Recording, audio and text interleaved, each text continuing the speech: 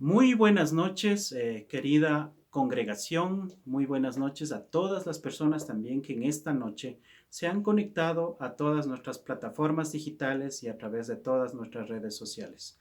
Es un privilegio, un honor en esta noche poder compartir la palabra de nuestro amado Dios. Sean ustedes bienvenidos, esperamos que tengan un momento muy especial, un tiempo de edificación y un tiempo donde sus familias y ustedes puedan ser bendecidos. En este día vamos a compartir la palabra de Dios, vamos a analizar una porción de la escritura que se encuentra en el libro de Apocalipsis y que forma parte del mensaje dado por nuestro Señor Jesucristo a 7 iglesias que se encontraban físicamente en el Asia Menor. Y en esta noche vamos a compartir el mensaje a la iglesia de Esmirna. Es decir, vamos a analizar el mensaje que fue dado a la iglesia de Esmirna. Es importante acotar que estas 7 iglesias no eran las únicas iglesias que existían en esa época. Un ejemplo de esto era la iglesia de Colosas, a la cual el apóstol Pablo escribió y que no era parte de este grupo de iglesias. Otro dato interesante era que estas 7 iglesias no eran las más importantes o las más grandes de ese tiempo. Esto nos lleva a pensar muchas veces que en el tiempo actual, en nuestro contexto, muchas veces cuando la iglesia es grande, cuando la iglesia tiene una infraestructura enorme, es una iglesia que muchas veces puede ser tomada en cuenta o que muchas veces está a la vista de Dios como una iglesia en la cual Dios quiere enseñarnos algo. Pero no necesariamente es así. Recordemos que Dios no mira el parecer, no mira la estructura física, no mira realmente lo externo, sino que Dios mira el corazón. Y en este caso, estas 7 iglesias reflejan en sí unas características importantes en el aspecto espiritual con el cual el Señor quería enseñarnos. Hoy también analizaremos uno de estos mensajes, como les había dicho, que fue dado a la iglesia de Esmirna, a la cual le llamaremos la iglesia que sufrió persecución y adversidad. Por favor, acompáñenme a las escrituras del libro de Apocalipsis, capítulo 2, versículos del 8 al 11, para leer esta apasionante historia o mensaje que nuestro Señor Jesucristo quiso dar a su iglesia. La palabra del Señor dice así: escribe el ángel de la iglesia de Esmirna. Esto dice el primero y el último, el que murió y volvió a vivir. Conozco tus sufrimientos y tu pobreza. Sin embargo, eres rico. Sé cómo te calumnian los que dicen ser judíos, pero que en realidad no son más que una sinagoga de Satanás. No tengas miedo de lo que estás por sufrir. Te advierto que algunos de ustedes el diablo los meterá en la cárcel para ponerlos a prueba y sufrirán persecución durante 10 días.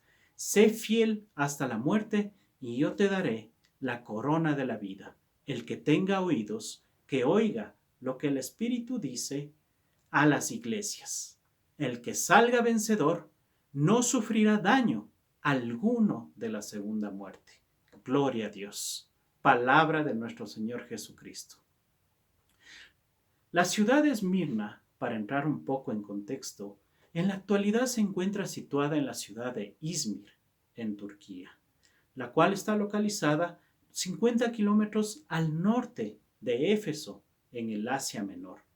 Un dato importante también es que el libro de Apocalipsis fue escrito por el apóstol Juan en la isla de Patmos, donde se encontraba exiliado, y las 7 iglesias se encontraban enfrente de la isla, conformando como una diadema si usted mira desde la parte de arriba. Es decir, si nosotros tuviéramos un dron para poder mirar o un mapa, usted lo tuviera enfrente, usted podría ver al apóstol Juan, y si nos remontáramos a esos años, más o menos por el año 90 después de Cristo, podríamos ver al apóstol Juan en su isla, en la isla de Patmos, en la cual él estaba exiliado, y él, si él hubiera tenido un telescopio o podía con una larga vista ver a la distancia, él podía haber visto en forma de diadema a estas 7 iglesias. En griego, el nombre de la ciudad de Esmirna significa lo mismo que mirra. Y la mirra es una resina con fragancia dulce y agradable. La mirra es lo que los sabios del oriente trajeron cuando Jesús nació. Recordemos los elementos que trajeron los sabios cuando visitaron a Jesús cuando él nació. Los sabios trajeron oro, trajeron incienso, trajeron esmirna, es decir, esmirna o mirra. Y usted recuerda que la esmirna o la mirra fue utilizada para, en ese momento donde se encontraba nuestro Señor Jesucristo, prender a manera de incienso y que de ese lugar pudiera salir un olor fragante y que se pueda percibir ese olor alrededor de donde estaba nuestro Señor Jesucristo cuando Él había nacido. Otro dato curioso es que para obtener la mirra, las personas cortaban la corteza de cierto árbol que crece en Etiopía y Arabia. Y esto hace que el árbol destile su fragancia dulce. Es decir, para producir esmirna, el árbol tiene que sufrir. Dicho en otras palabras, para obtener la fragancia, ese olor fragante que venía ya hacia el consumidor, se tenía que pasar un proceso, donde un árbol tenía que pasar por un proceso de ser cortado, es decir, de sufrir dolor, para que dentro de este árbol se pueda salir este material o esta resina que se llama esmirna o mirra. Y así a la persona que recibía podía tener en su casa, en su lugar donde se encontraba, este olor fragante. Asimismo, muchas veces el sufrimiento hace que la esmirna espiritual se produzca en la vida del creyente. Esmirna significa olor fragante.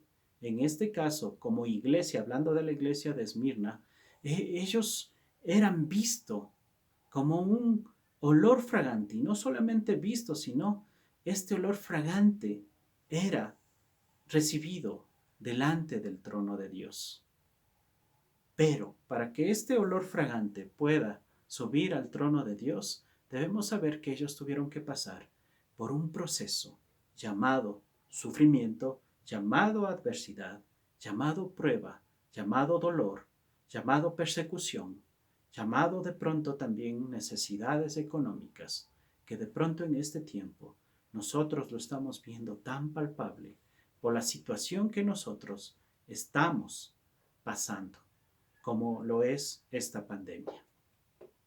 La Biblia nos muestra 3 aspectos o características que debemos aprender acerca de la condición de los creyentes de la iglesia de Esmirna, lo cual produjo que salga de ellos ese olor fragante que llegó al mismo trono de Dios. Y permítame nombrarlos en este momento. El primer aspecto era que sufrían la persecución. Estaban pasando por pobreza y la difamación. Estos 3 aspectos provenían principalmente de 3 fuentes. Una, el gobierno, otra, los judíos no creyentes y otra del mismo Satanás. Y para comprender mejor estas condiciones, es importante que analicemos el contexto de los habitantes de la ciudad de Esmirna, así como de la iglesia de Esmirna.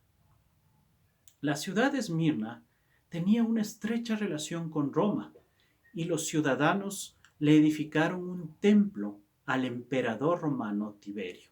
Esto data por el año 23 a.C. También había en Esmirna un gran número de judíos muy leales a Roma. En aquel tiempo, los césares romanos demandaban adoración y mandaban a que cada persona confesara que César era el Señor. Esta era la ley del gobierno, pero los cristianos, los hijos de Dios, los verdaderos hijos de Dios, se rehusaban a hacer esto. Y esta era la razón o el motivo por la que el gobierno los llamaba traidores les mataba, algunos cristianos a otros les metían en la cárcel y a otros les despedían de sus trabajos. Perdían sus posesiones porque el gobierno los odiaba y no los protegía. Los dejaba prácticamente en la indigencia, en la vulnerabilidad, pero más que eso, ultrajaban sus vidas, ultrajaban sus familias, se robaban sus bienes, es decir, se mantenía una persecución tremenda. Por eso es que Esmirna es la iglesia que sufrió persecución. Por eso sufrían, eran pobres, padecían persecución y sufrían difamaciones. Todas estas tres condiciones eran externas, es decir, era de su entorno, de su contexto externo.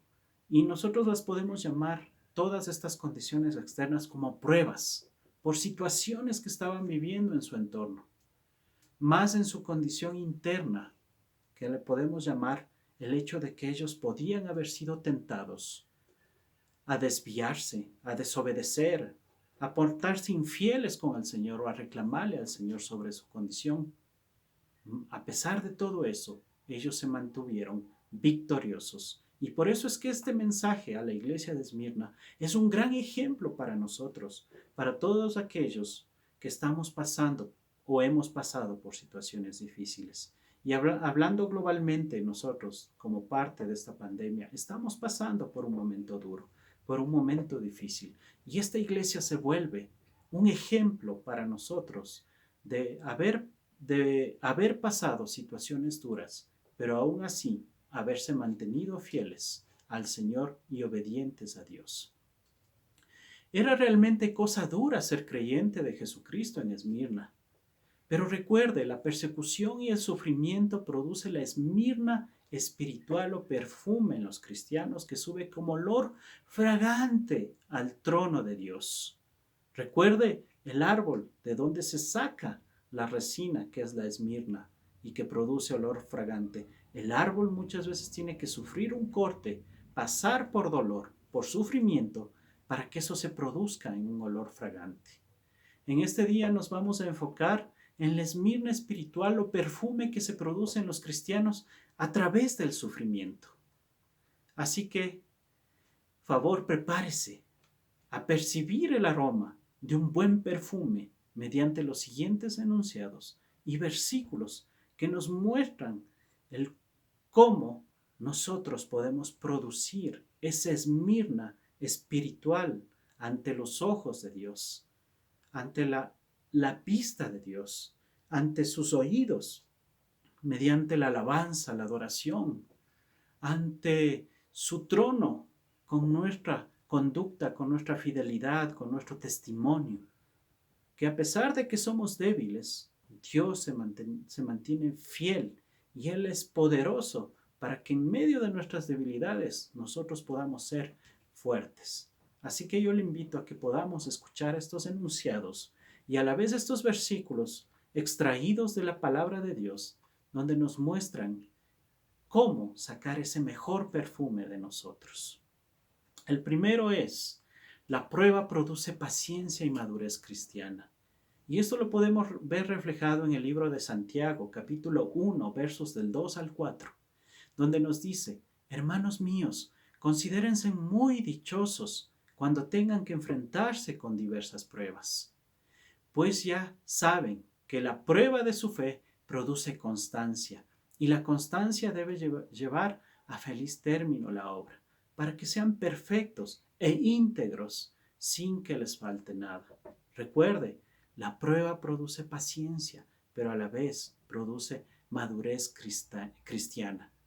¿Para qué? Para que cada vez nos veamos más como Jesucristo, que alcancemos esa perfección. No es que decimos que somos perfectos, pero que cada día que pasa, nosotros podemos aprender algo de las situaciones difíciles. Nosotros podemos extraer ese algo que debemos sacar de nuestras vidas y asimismo ese algo que nosotros debemos poner en nuestras vidas para nosotros cada día más parecernos más al Señor, ser perfectos en la fe e íntegros, como nos dice el libro de Santiago.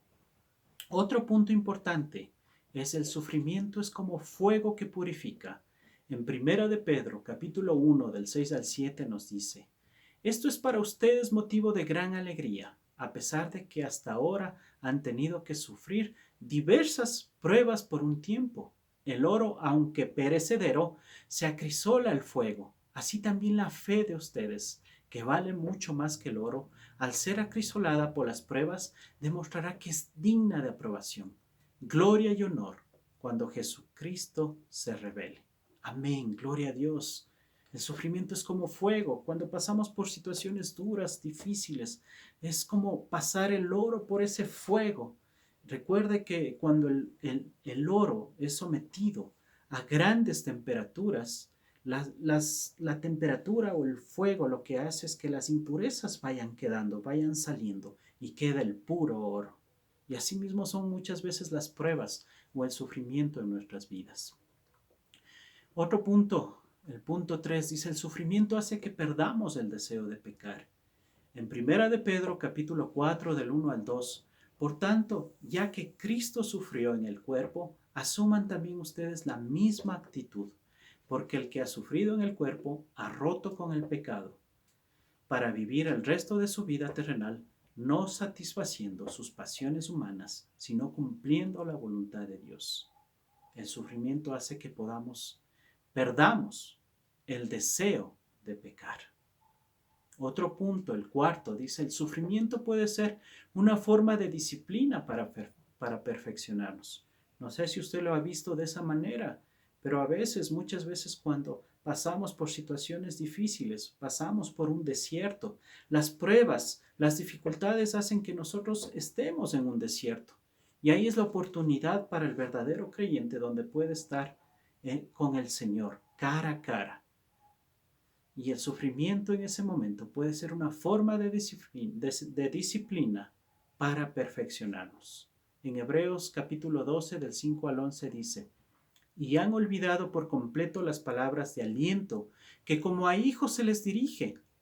Hijo mío, no tomes a la ligera la disciplina del Señor, ni te desanimes cuando te reprenda, porque el Señor disciplina a los que ama y azota a todo el que recibe como hijo.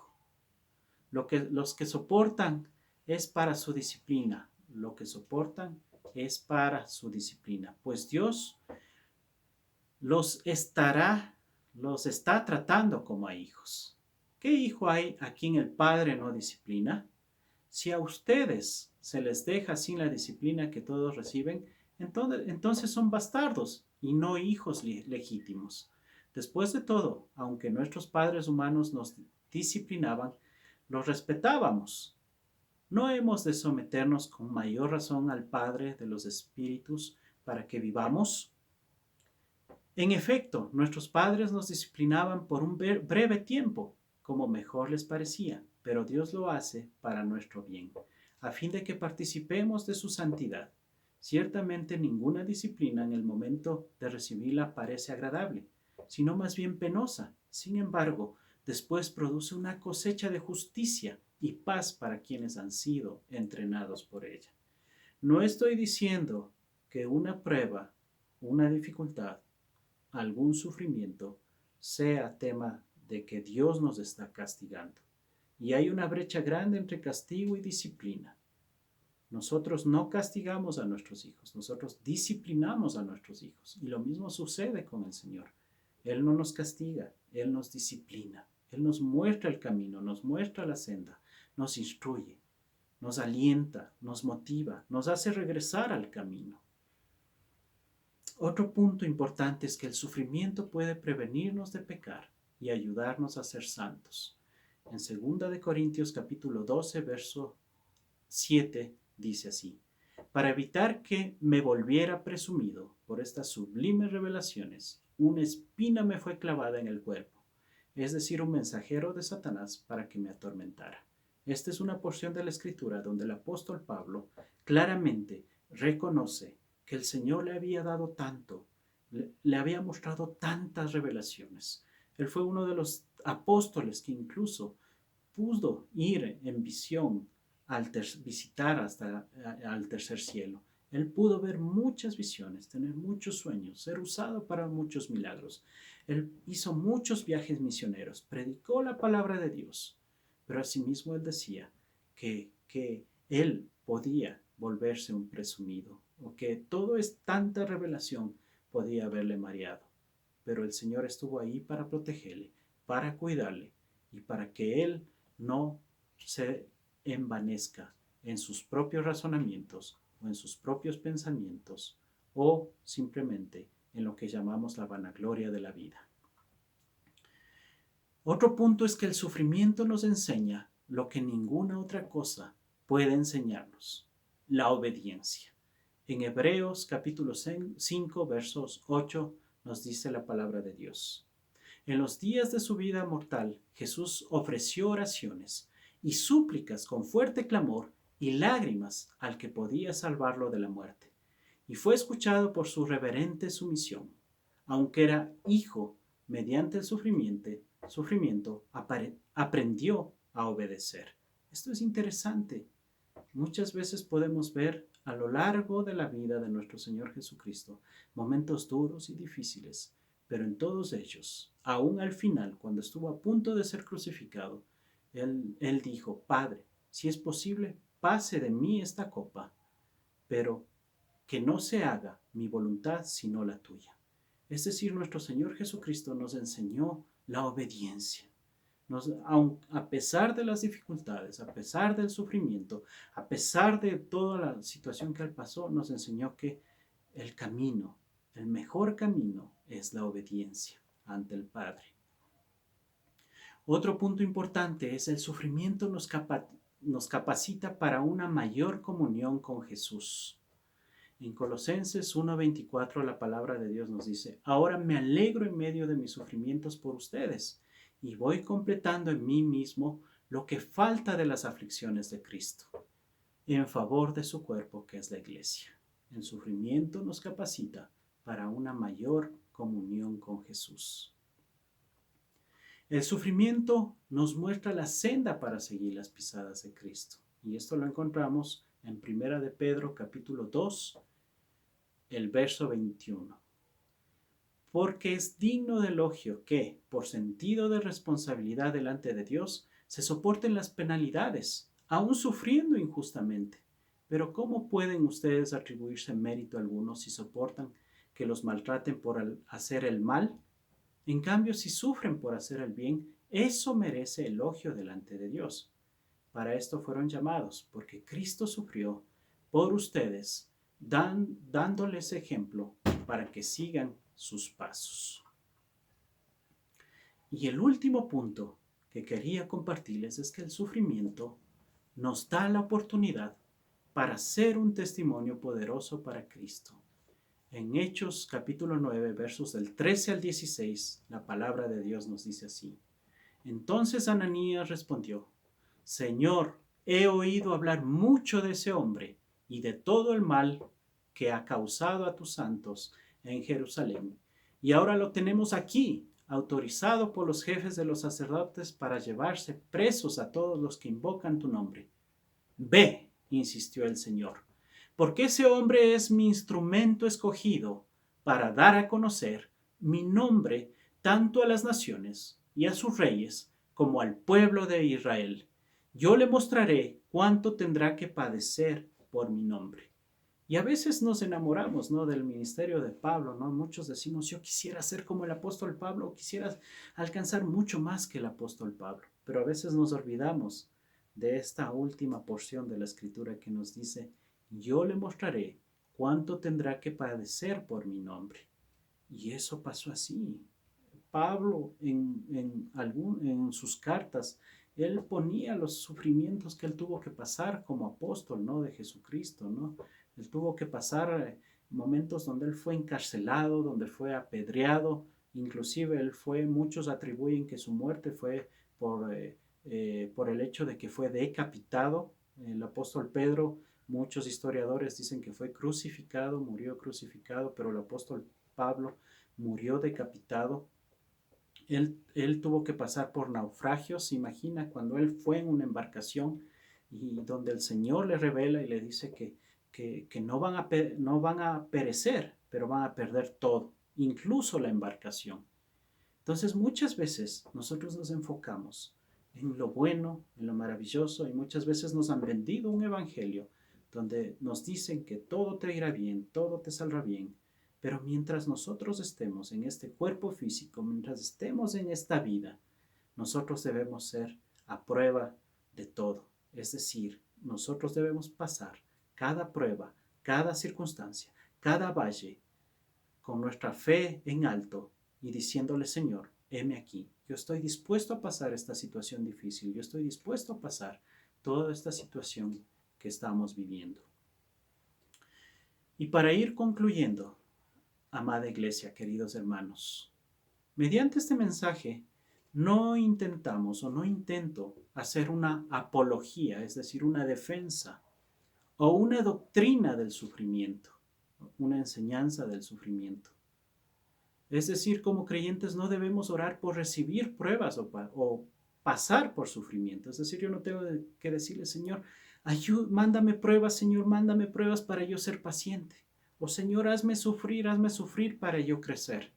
O para que salga de mí la Esmirna espiritual, ese olor fragante. No, no se trata de eso, mis queridos hermanos. Pero sí debemos saber que Dios ha prometido estar con nosotros todos los días hasta el fin del mundo, en cualquier momento, en cualquier circunstancia, bajo cualquier lugar que nos encontremos. Y también que debemos saber que como creyentes, mientras estemos en este mundo, como les decía, mientras estemos en este cuerpo mortal o físico, podemos pasar por tormentas, podemos pasar por pruebas, podemos pasar por situaciones difíciles, incluso por la muerte, como la que estamos viviendo en este tiempo. Pero debemos saber que nada nos podrá separar del amor de Dios que es en Cristo Jesús. Ni la vida, ni la muerte, ni los ángeles, ni los principados, ni lo alto, ni lo profundo. Nada, ni cosa creada, nada nos puede separar del amor de Dios. Recuerde eso, amada iglesia, nada nos va a poder separar del amor de Dios que es en Cristo Jesús, ni la vida. Es decir, si usted está vivo, nada en esta vida no le va a poder separar del amor de Dios que es en Cristo Jesús.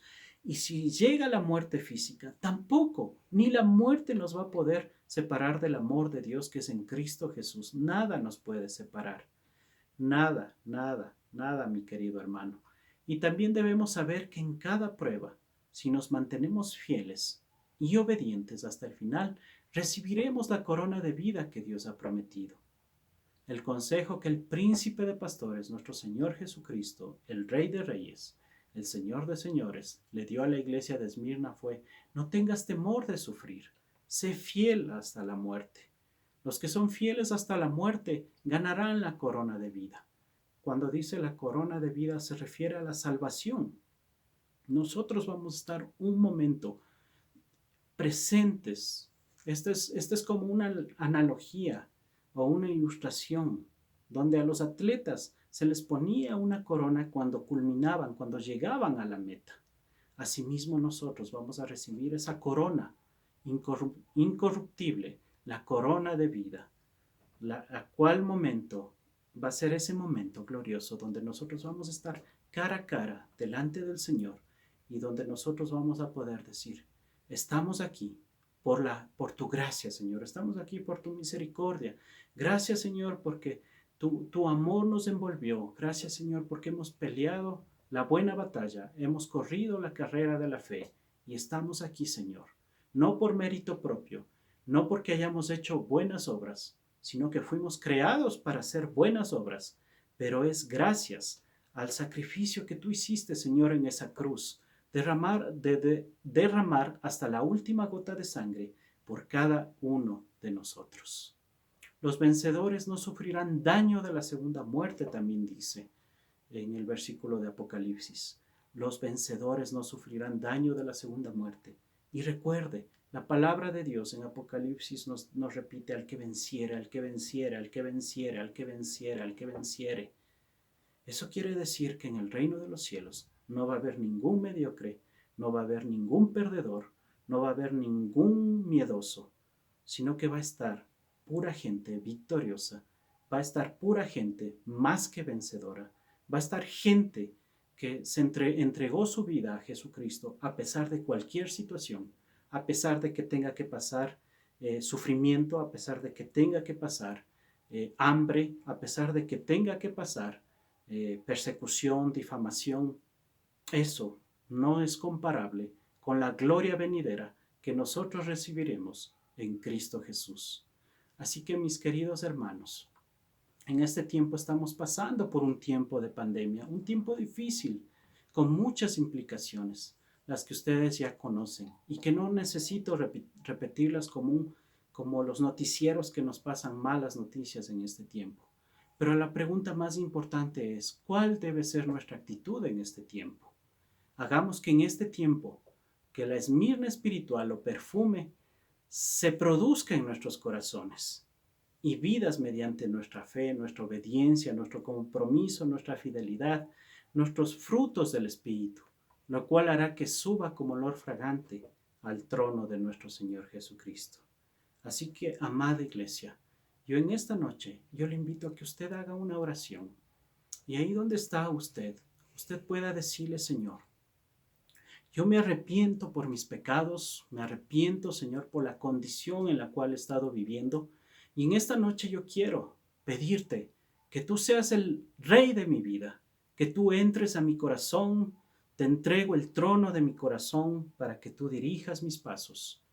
Ya no quiero vivir más la vida mediocre o la vida que va de tumbo en tumbo, sino que quiero que tú, Señor, dirijas mi vida, que tú dirijas mi ser y que tú seas el dueño de mi vida, de mi corazón, de mi familia.